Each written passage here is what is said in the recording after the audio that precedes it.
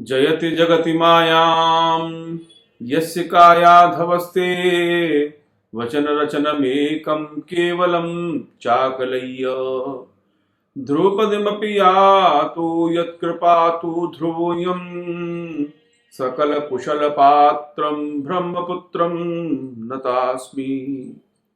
प्रिय मित्रों, आपका ज्योतिष धर्म चैनल में पुनः स्वागत है। इस गीता ज्ञान गंगा में आज हम द्वितीय श्लोक का चिंतन मनन करेंगे।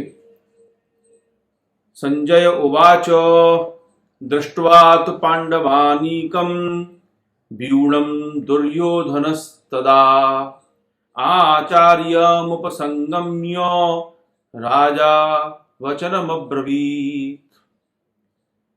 जो पूर्व के श्लोक में धृतराष्ट्र ने प्रश्न किया था कि मेरे और पांडु के पुत्रों ने युद्ध भूमि में क्या किया, इसको सुनने के बाद जो भ्रातृ स्नेह और लोक व्यवहार रूपी दोनों नेत्रों से जो अंधा है, जो पूर्णांध है, उस धृतराष्ट्र के प्रश्न को सुनने के बाद संजय ने कहा कि महाराज, पांडवों की उत्तम व्यूह रचना से युक्त सेना को देख करके राजा दुर्योधन आचार्य द्रोण के समीप में जाकर के बोला। कुछ वचन उसने कहे तो राजा दुर्योधन संबोधन संजय का, धृतराष्ट्र के राजा तो धृतराष्ट्र है, दुर्योधन तो नहीं है, किंतु राज्य के सभी कार्यों को दुर्योधन संचालित करता है, अथवा पुत्र के राजा संबोधन को सुनकर के पिता प्रसन्न होंगे। जो उनके अंदर व्याकुलता, आकुलता, घबराहट है अपने पुत्रों के हारने की, वो थोड़ी शांत होगी और गीता जैसे ग्रंथ का जो ज्ञान है आगे आने वाला है, तो उसको वो धैर्यपूर्वक सुन पाए। इसलिए थोड़ा उनको आनंद देने के लिए संजय ने राजा शब्द का प्रयोग किया है। अब दुर्योधन ने जब पांडवों की व्यूह रचना को देखा और अपनी व्यूह रचना को देखा तो समझ गया कि पांडवों की जो व्यूह रचना है वो उत्तम है और हमारी व्यूह रचना उसके सामने नहीं है। इस भय से वो व्याकुल हो गया, अपने स्थान पर रुक नहीं पाया, तुरंत दौड़ता हुआ द्रोणाचार्य के समीप में गया। यद्यपि उस समय सेनापति भीष्म पितामह थे, किंतु भीष्म पितामह से कहने का साहस न जोड़ करके वो द्रोणाचार्य के पास जाकर के बोला, महाराज आप भीष्म पितामह से कहिए कि वो पांडवों से उत्तम रचना को, व्यूह रचना को प्रदर्शित करें, बनाएं, जिससे हमें विजय श्री प्राप्त हो।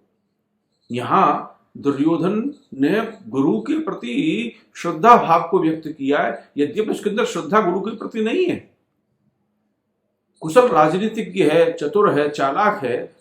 इस व्यास से अपने भय को छिपाने के लिए वो गुरु के प्रति श्रद्धा दिखा रहा है, प्रकट कर रहा है, विनम्रता प्रकट कर रहा है वहां जाकर के। बंधुओं, गुरु, पिता या श्रेष्ठ ज्येष्ठ जनों के प्रति जो विनम्रता का, श्रद्धा का भाव है, वो प्रदर्शन का नहीं है, वो आंतरिक है। अंतस में बैठा हुआ ईश्वर ये सब देखता है, उसी के अनुसार भाग्य भोग्य से वस्तुएं प्राप्त होती है। इसलिए हमको अपने बड़ों के प्रति अत्यंत विनम्रता का भाव आंतरिक रूप से प्रदर्शित करना चाहिए, क्योंकि उसको करने से क्या लाभ मिलता है। शास्त्र कहता है कि अभिवादन शीलस्य नित्यम वृद्धोपसेवन चत्वार तस्य वर्धन्ते आयुर् विद्या यशो बलम। जो विधाता ने वस्तुएं हमको प्रदान नहीं की हैं, वे वस्तुएं भी सहज भाव से, आराम से, केवल अपने बड़ों गुरुजनों के प्रति श्रद्धा भाव व्यक्त करने से, सेवा करने से प्राप्त हो जाती है। पर दुर्योधन ने नहीं किया, क्योंकि पूर्व में यदि वो इस तरह की श्रद्धा और भक्ति अपने गुरुजनों के प्रति रखता तो इस तरह के महाभारत की कल्पना भी नहीं की जा सकती थी, होता ही नहीं।